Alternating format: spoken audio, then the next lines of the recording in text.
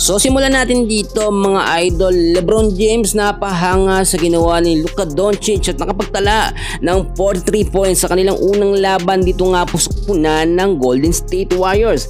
So LeBron James kailan nga ba makakapaglaro? Aalamin natin ang mga detalye, pero bago yan baka naman pwede akong humingi ng pabor na i-like nyo yung video natin bilang pagsuporta. So mga kaibigan, finally nagsimula lang nga po ang season ng NBA sa naging unang laban po ng Lakers kontra sa kupunan ng Warriors. Talo po ang Lakers sa final score na 109-119. So given naman na mahina ang lineup ngayon ng Lakers kasi wala si LeBron James. Alam niyo si LeBron James ngayon meron ho kasi siyang injury. So hindi pinayagan ng management ng Lakers na makapaglaro siya. Baka mamay mapasama at lalo pang hindi makapaglaro ng matagal.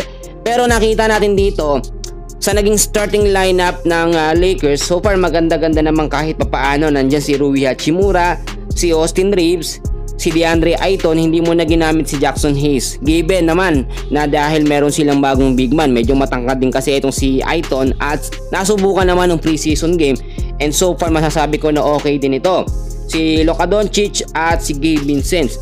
Alam niyo mga kaibigan, ang ganda ng pinakita dito ni Luka na halos siya po ang bumuhat dito nga sa Lakers. Kaso nasayang lamang kasi nung huling quarter hindi na talaga kinaya ni Luka. Biruin ninyo si Luka Doncic nakapagtala ng 41 minutes of playing time, merong 12 rebounds, 9 assists at 43 points. Grabe ho, halos sa kalahati po ng score ng Lakers ay nasa kanya.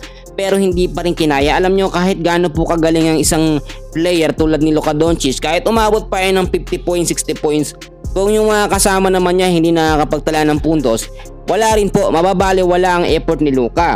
Kaya nga sinasabi natin greatest tandem talaga na meron po tayong Luka at merong LeBron James dito sa Lakers. Pag wala si LeBron, nahihirapan si Luka na mag-isa lamang siya. Sino bang pa pwedeng itandem kay Luka? No, wala naman ho. Kaya nga perfect talaga kung makakapaglaro itong si LeBron James ay masisigurado natin na magiging malakas ang Lakers at manunumbalik kung kanilang sigla. Alam nyo, wag sana maging sunod-sunod yung talo ng Lakers dahil ang Warriors, alam nyo, kayang-kaya naman talaga nila yan. Pero dahil nga po sa inconsistent ngayon ang mga player ng Lakers dahil paiba-iba ng lineup, wag natin sanang isipin na ito ay nasa experimental lineup pa rin itong si JJ Redick. At yung sinasabi nyo naman na small ball lineup, hindi na yan mangyayari dahil may nakuha tayong mga update na mas gagamitin po o mas bibigyan ng mahabang playing time eto nga pong si DeAndre Ayton. At kung sakaling mapagod si Ayton, iba-backup o gagawin na lamang backup etong si Jackson Hayes, which is okay ba yun?